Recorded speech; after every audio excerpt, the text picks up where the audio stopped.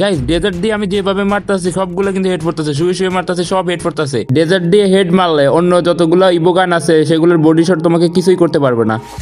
এই কি বলো, কিভাবে সম্ভব? জলদি দেখো আমারে। ইনিমির হাতে কিন্তু M10 এবং MP40 আছে, আমার হাতে আছে ডেজার্ট। এখন আমি এর কিন্তু হেডশট মেরে দিছি, ঠিক আছে? তুমি ভালোই বলছো, এইভাবে যদি আমি হেডশট মারি ইনিমিতে তাহলে আমাকে মারতেই পারবো না। এদিকে এসে বুকে আসো। যদি হেডশট মারতে না পারো তাহলে কি হবে? এই হেডশট মারো, দুর্বল হেডশট মারতে পারো না। ভালো প্লেয়ার এমন কি করে যে যাদের এত ভালো হেডশট পড়ে তারা কিন্তু ডেজার্ট দিয়ে একবারে টপে চলে যায় এবং তাদের হেডশট রেটটা কিন্তু অনেক বেশি থাকে।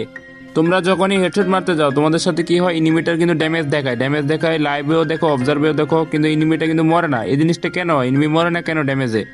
তো এটা আর হবে না। তোমরা যদি ভিডিওর এই 5টা ট্রিক্স দেখো তাহলে তোমরা কিন্তু ইজিলি হেডশট মারতে পারবে ইনিমিরে, যার মাধ্যমে দৌড় দিতে অথবা তোমরা বসে বসে, এছাড়াও তোমরা যদি শুয়ে থাকো তারপরে হেডশট মারতে পারবা।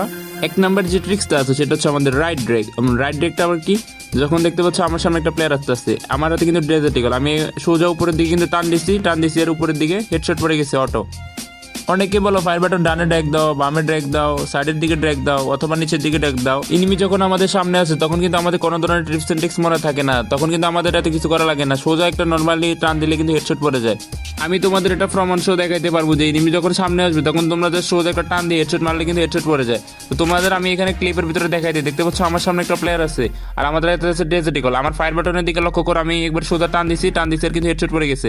তাহলে কি বুঝলা, নর্মালি ড্র্যাগ দিয়েও কিন্তু তোমরা ভালোভাবে হেডশট মারতে পারবা। আমাদের 2 নম্বর ট্রিক্সটা হচ্ছে রিকোয়েল কন্ট্রোল। তো তোমরা যদি ড্র্যাগ দিয়ে হেডশট মারতে যাও, জয়স্টিকটা যদি ধরো, তাহলে তোমরা যতবারই ফায়ার করতে যাও কিন্তু তোমাদের মাঝে মাঝে কি হয়, রিকোয়েল করে, মানে একটা গুলো ড্যামেজও দেখেন মনে হয় যে মোবাইলটাতে ভেঙে ফেলাই দিই। এটা করা লাগবে না, কারণ আমাদের কাছে আছে ডিবি ক্যারেক্টার। এই ক্যারেক্টারটা কেমন তোমরা এখানে স্ক্রিনের উপর দেখতে পাচ্ছ, তার স্কিলটাও দেখতে কিছুটা এমন। এই ক্যারেক্টার অন করে দেখতে পাচ্ছ আমি যতগুলো মারতাছি ততগুলো কিন্তু হেডশট পড়তাছে, ঘুরে মারতাছি। এখানে তোমাদের যে ফায়ার বাটন এবং জয়স্টিক বাটন আছে, এই দুইটা বাটন যদি একসাথে ধরো তারপরে কিন্তু তোমাদের এই ক্যারেক্টারটা অন হবে, এছাড়া কিন্তু এটা অন হবে না, দেখতে পাচ্ছ এখানে। আর এই ক্যারেক্টার তোমাদের মোমেন্ট স্পিড 50% বাড়াই দিবে এবং গুলি লাগার সম্ভাবনা 60% বাড়াই দিবে। এই ক্যারেক্টারটা আবার জয়স্টিক না ধরে ফায়ার করলে কাজ করে না, দেখতে পাচ্ছ জয়স্টিক না ধরে ফায়ার দিতেছে, কাজ করতেছে না, অন হইতেছে না।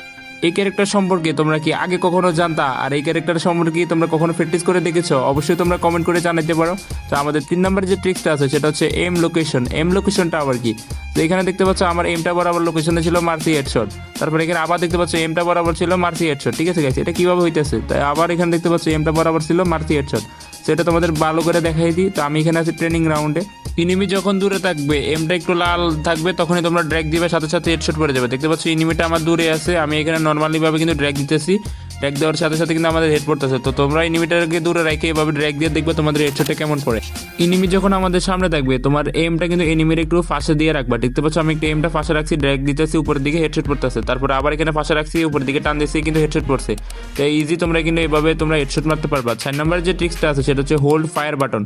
এটা এমন একটা জিনিস তোমরা কিন্তু অনেকেই জানো না, অনেক প্রো প্লেয়াররাই জানে না, ঠিক আছে গাইস? আর এখানে দেখতে পাচ্ছ আমার সামনে একটা প্লেয়ার আছে, আমি জাস্ট জয়স্টিকটা একটু ঘুরাইছি, আমার ফায়ার বাটনটার বরাবর আনছি, তারপরে হোল্ড করছি, মারছি, ঠিক আছে?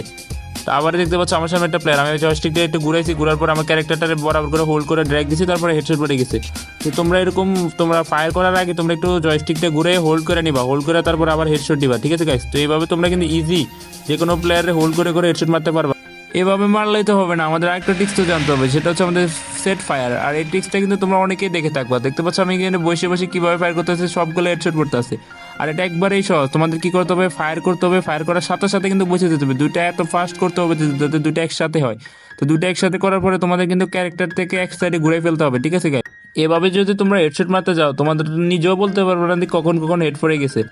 আমি যে বলতেছি তোমরা বিশ্বাস করবা, অবশ্যই বিশ্বাস করবা। এই ধরনের গেম প্লে তোমরা ইউটিউবে বিভিন্ন শর্টস ভিডিওতে দেখতে পারবা, তারা কিন্তু এভাবে গেম প্লে খেলে এবং তারা ভিডিও করে থাকে, দেখতে অনেক সুন্দর দেখা যাবে, হেডশটে ভালো পড়ে।